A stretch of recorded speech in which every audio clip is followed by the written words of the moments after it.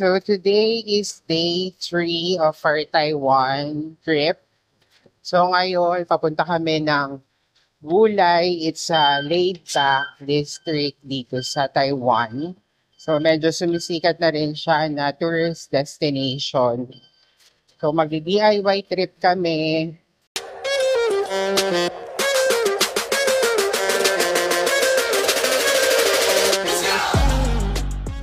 So we're looking for a place para makapag-breakfast. Pero sabi ni DF, mag-McDo daw kami. So ayun. So it's a long day today. Parang ngayon yata kami na night market. So actually 6:30 yung sinet ko na departure namin for our itinerary. Pero it's 8 AM na, so we're kinda late. So, okay pa rin yung weather dito sa Taiwan. Sana the whole day, huwag pa rin umulan. Ayan. So, medyo gutom na kami. So, dito na kami sa McDo mag-breakfast.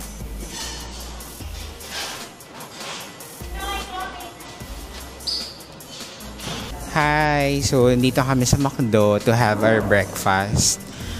So, after dito, ayan, punta na kami ulit ng Ximending Station. Then, sasakay kami ng Green Line papunta sa Xindian, which is yung last station.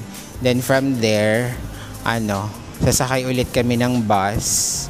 Parang 45-minute ride going to Wulai. So, this is our breakfast for today. So, I'll be having egg burger with sausage kay BF. Ano sa'yo? The usual.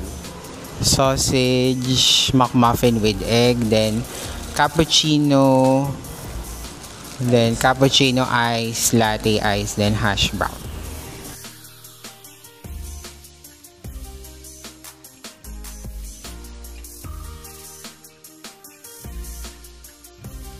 Papunta na kami ngayon ng Ximending Station. Ayan. So, naka-bucket hat na naman ako. Actually, dito lang ako sa parang first time ko mag-hat. Kasi hindi naman talaga ako nagsusombrero. Pero kasi, ayan. Parang okay siya. And, aside sa mainit dito sa Taiwan, madali lang kasi after maligo, hindi ka na mag-effort mag-ayos ng buhok. Cute naman bakit hot to?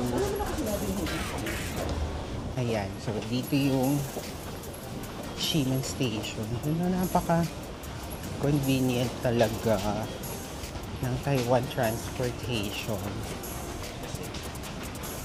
Wala, parang lahat connected. Hindi kagaya sa atin.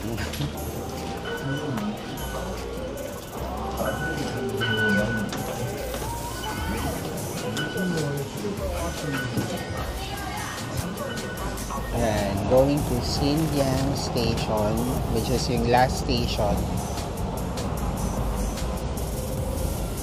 na Green Line.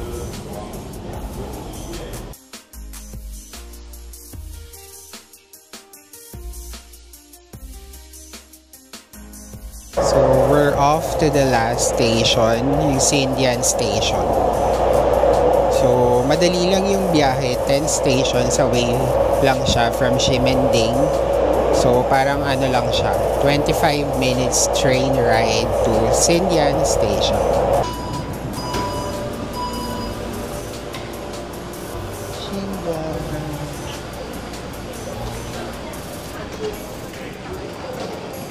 Pupunta na kami sa bus station ng 849 bus. So, dito siya sa likod ng Visitor Information Center. So, dito siya 849.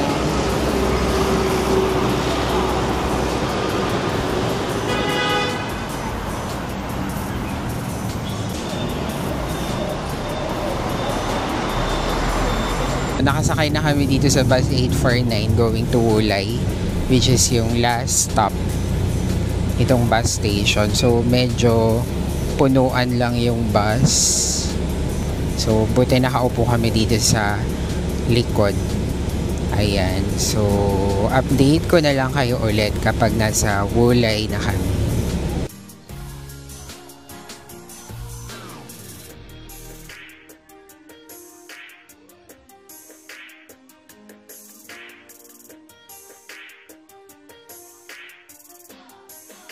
Ay mga te, so kabababa lang namin ang bus. So nandito na kami sa Wulay. So this is our view. So Wulay, ito yung bridge. So ayan yung bridge. Ayan.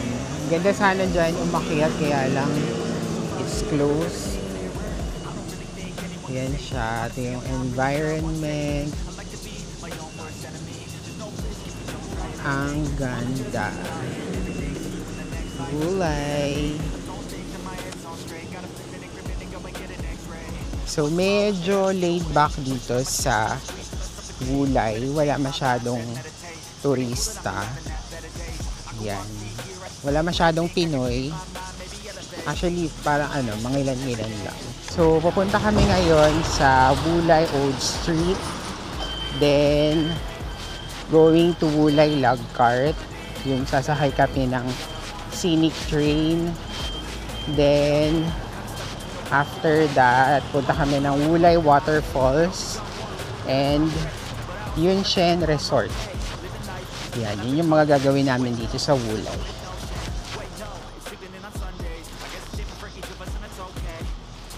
Wulay. I think it's different for everyone. Some of us need work, others need fun. Some of us need purpose to overcome. But try to do what you love when it's said and done. Cause there's so many differences in each of us. Trust your gut, it can show you what you want. So tatawid kami dito sa bridge going doon sa Wulay Lagcart.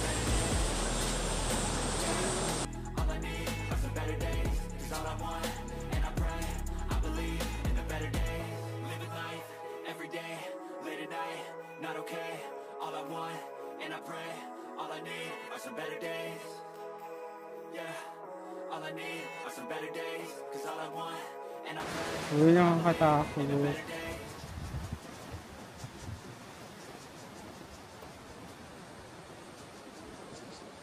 Yay!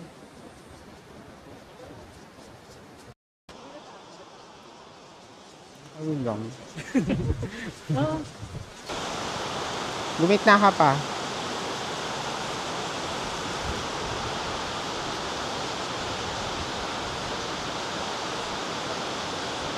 So, punta naman kami dito sa Wulay Lagcart.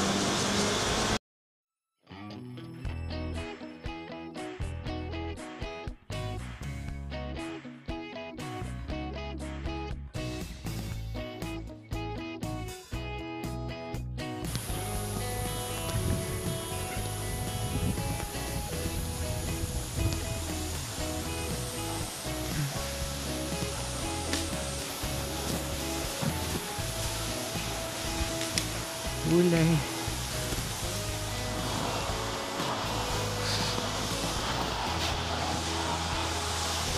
It's bad news. So yung Wulay Lagcart, it's closed today.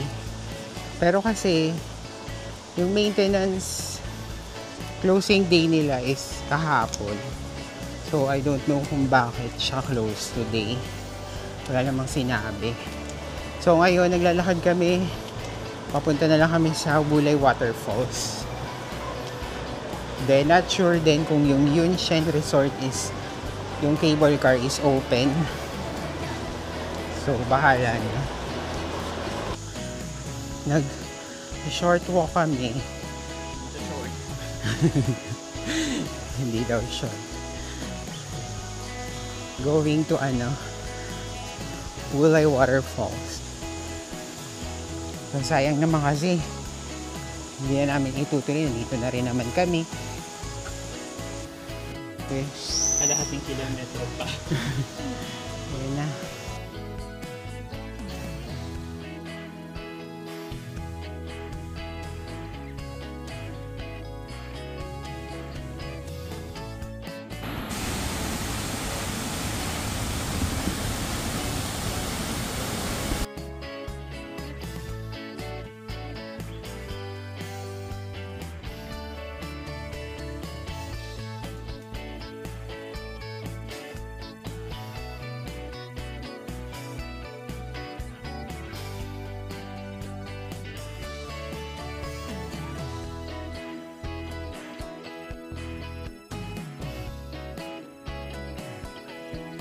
Ito yung way going to cable car station. Ayan. So yun yung Yunxian Resort cable car. And nag-iisip kami kung tutuloy pa namin.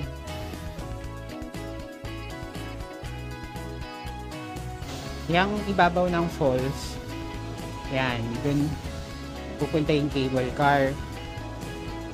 So which is ito. Yan.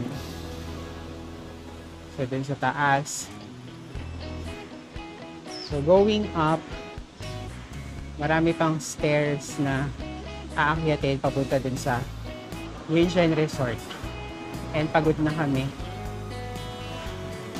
Yun na lang mga te, hindi na kami aakyat dun. Ayoko na pagodan. Ayan o.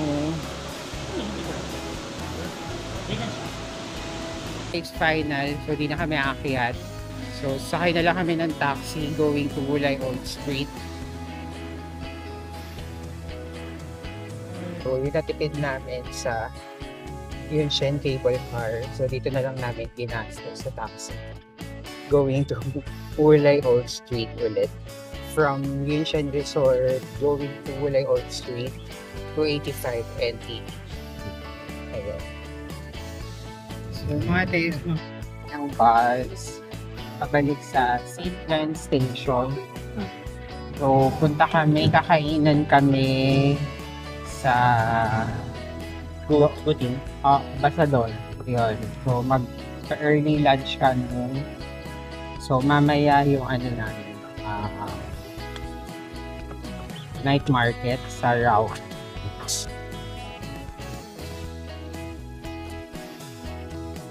Hi mga te, so from Xinjiang Station, nandito na kami sa Dongmen. So we're going to Yongkang Street. So dito kami sa exit 5. Ayan. Dito kami mag-lunch. Table for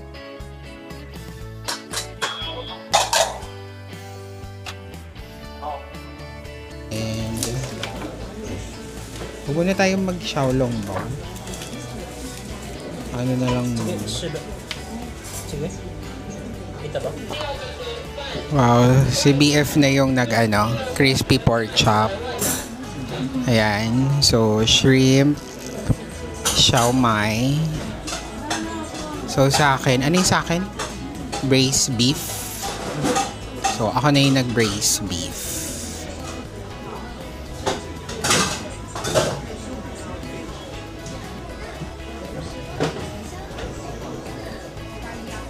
Ano?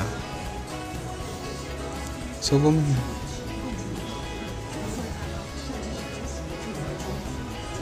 sarap. Masarap.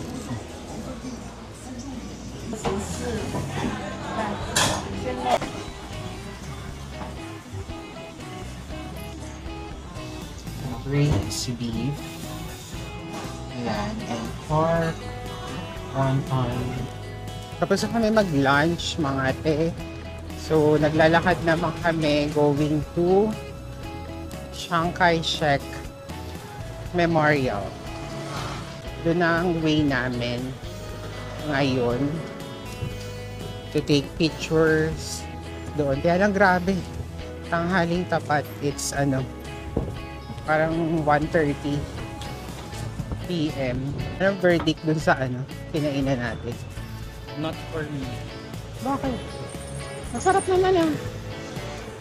Para sa palate. Ako nasarapan ako sa ano, shrimp siao mai. Yun. Yung, well actually yung braised beef, parang hindi rin gaano. Siya Ano? malasa. Oo. Yung pork wonton, carry lang din. So, papunta kami ng Chiang Kai-shek. Super init. Then, after Chiang Kai-shek, parang Longshan Temple yata. Then, after that, go back to hotel. Then, refresh. So, siguro mga 5:30 or 6 lalabas kami. Magna-night market sa Arauhe. Ayan.